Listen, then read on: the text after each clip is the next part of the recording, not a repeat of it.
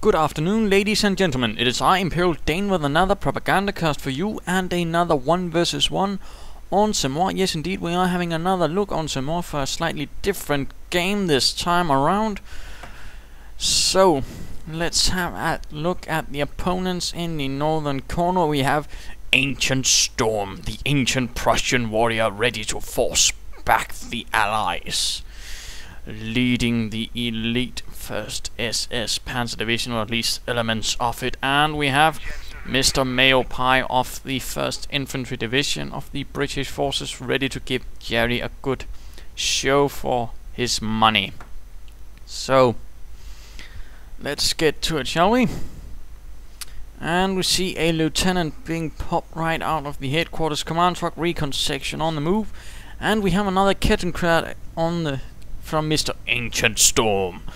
Of course, it's not unusual to see the Kettenkrad, since the Schwimbacken does lack some sort of utility, and might hopefully see some change from that in the next patch. Although with this patch we'll have it out on Tuesday. Yes, indeed, Tuesday will be the great big day where 2.602 will hit the field, and everybody will be happy, except for those that relied on pyro spamming and kangaroo spamming. They might have some difficulties, but those are rather the reasons why this patch is so important, among other things. Panzer Grenadiers dashing outwards, probably going to get the good old Gewehr 43 upgrade, which of course will be much stronger with the next patch. And if some of you are wondering why I'm mentioning this on Saturday and not Friday, considering this has been mentioned on Thursday, well, I'm a bit away this on Saturday, and so I'm pre-recording this all in advance. And well, I only discovered this when I'm recording for Saturday and not Friday, which I did yesterday. So there you go. And why I won't be able to actually record for Friday and Saturday on the actual days, well, that's for you to guess, but you can always imagine me as off fighting the insidious forces of international communism. There you go. Headquarters command truck setting up in the market area. Recon section went straight for this. It's a rather advanced position, but of course the buildings are providing cover, which is certainly a advantage. And we also see a mortar emplacement going up. Rather normal for some British players to just rush in the truck and set up a mortar emplacement, since both are quite difficult to deal with right away for either Panzer Elite or Wehrmacht commanders, in particular the Panzer Elite. And this can be a bit problematic again, since they can essentially, if they get away with it, set up a mortar emplacement right in a nasty spot and basically block it off. So that can be seen as a bit of a problem. We see the the lieutenant going for the fuel point down south. The mortar pit almost up. The Panzer Grenadiers charging in, really trying their best to disrupt it, but it's just not enough. It's just too late. And I do believe with the next patch, the mortar pit will in fact have shorter range and do less damage, so it won't be so absolutely devastating. Of course, it will still be lethal and still a nuisance.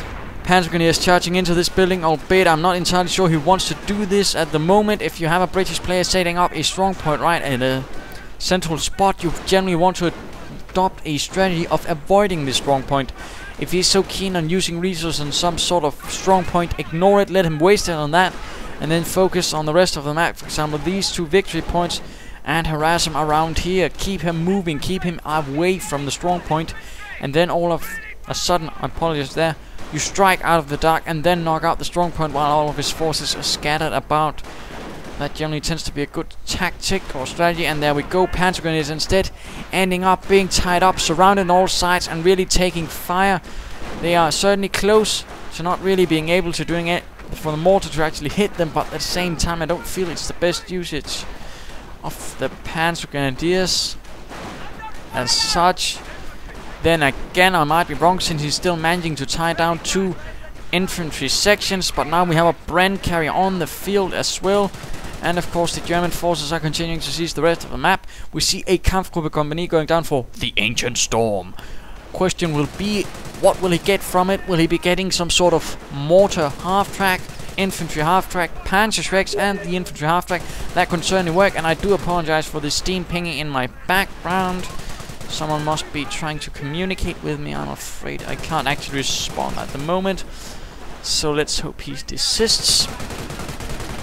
Bren carrier now equipped with the Vickers as well, really putting the pressure on the Panzer Grenadiers inside, who are of course not really doing much to the mortar emplacement, since sandbags do have that tendency of being rather difficult to damage with bullets. You usually want something explosive, and a Panzer Grenadier team has been lost. Certainly unpleasant.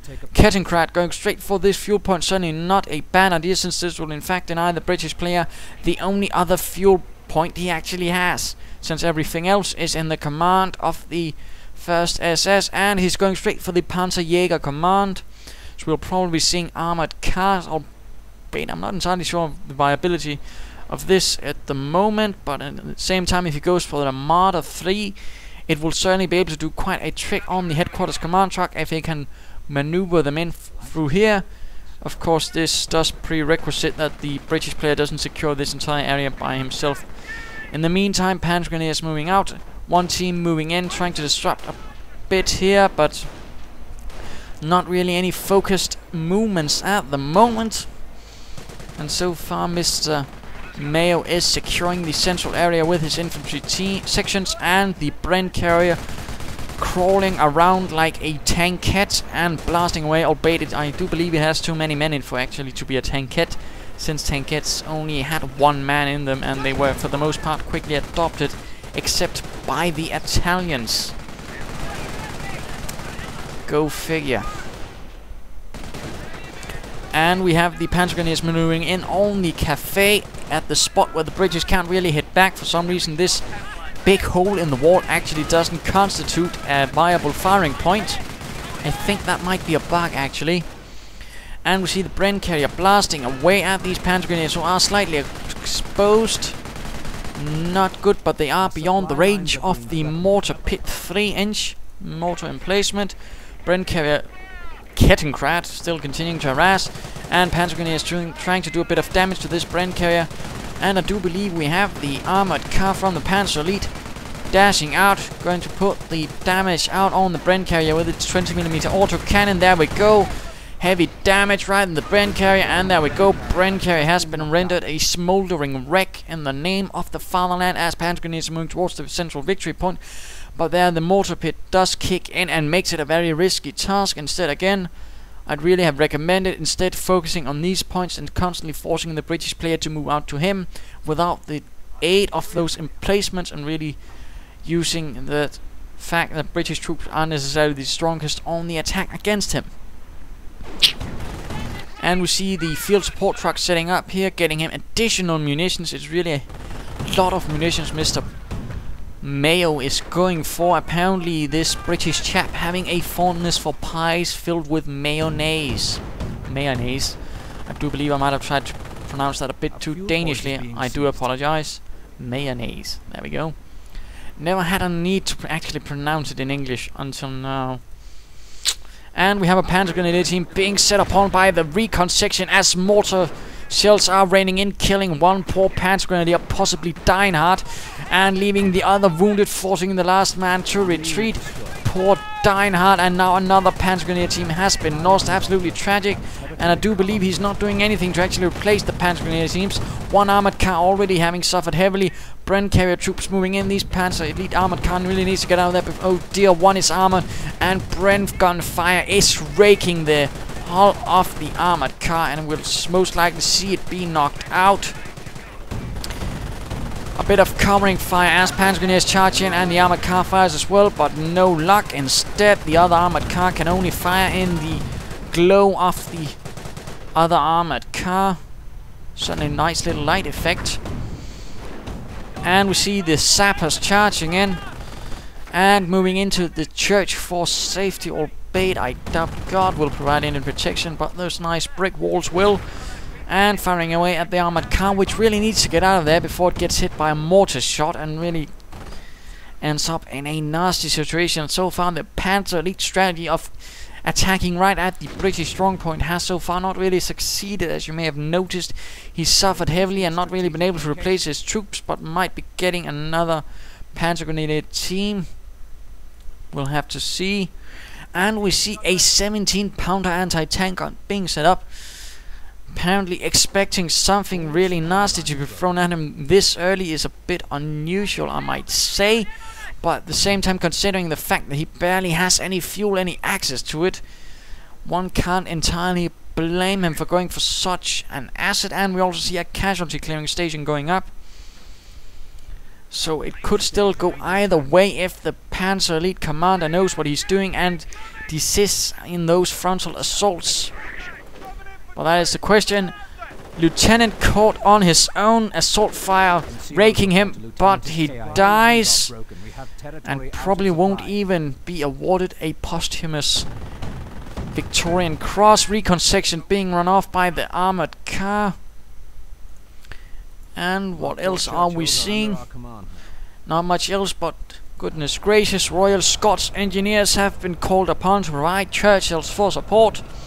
And there we go, charging ahead.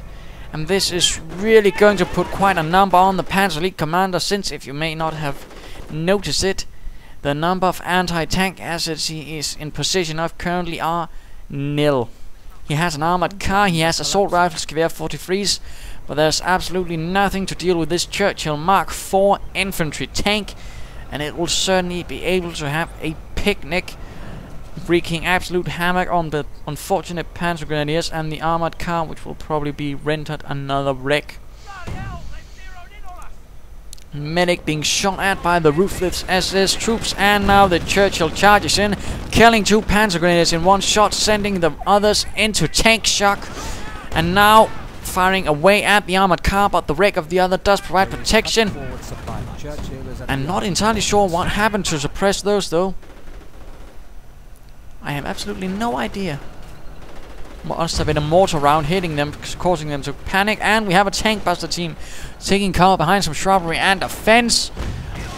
One going down to a accurate shell from the Churchill, with the other two be able to avenge their fallen comrade. There we go. Rear armor hit, but they are exposed. They really need to take cover. And there we go. Another one lost to the dread high explosive shells of the Churchill, sending the last man into a full retreat into the base, while further tank busters are being called upon to try and contain this absolutely dreadful situation. Panzer Grenadiers standing out in what they hope to be some stone wall, but there's absolutely nothing, so they are quite exposed to the recon section. And of course the Churchill, which continues to have absolute dominance over the battlefield. Further tank busters moving in, and one of their comrades still screaming in pain, but he won't survive the night, I'm afraid. Absolutely no medics for the Panzer Elite, most tragically. Although from a balance perspective I can certainly understand it.